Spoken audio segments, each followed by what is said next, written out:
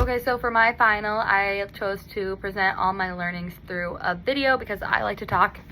And so that's just a way that I could be creative and use my skills to demonstrate my learning.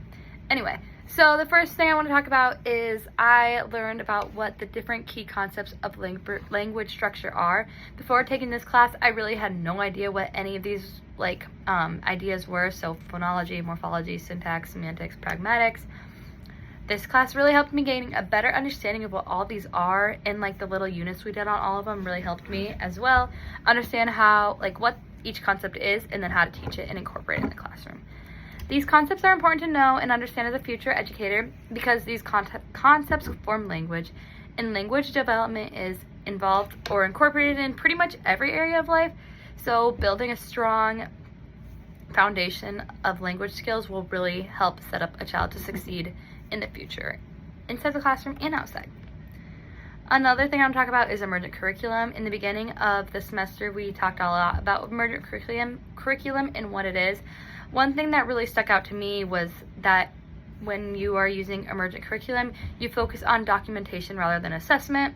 This is really important. It is really important to focus on documentation because documentation not only allows our children and students to see their progress over the year, but it also takes away the stress of assessments for our students, which is really important. So I plan to incorporate emergent curriculum in my classroom. I really will allow my students to document their work a ton, and I also I want to take away as many stressors in my classroom as I can. So I will be using that in my future classroom. Another thing I learned was about making accommodations to make sure that all my students will have an equal opportunity to succeed in my classroom. One thing that stuck out to me in this was as a teacher, being a facilitator rather than a controller. And so I think that's really important. You don't want to control your students. If you facilitate discussion, then it allows more openness, and that can create better relationships, and we all know that forming relationships with our students is very important.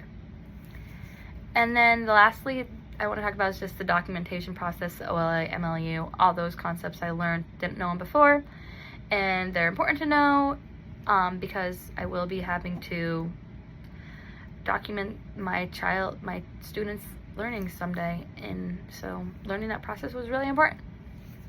So yeah, those are some of the key things that I pulled out from my learning this semester. So now I will just leave a minute for discussion or questions.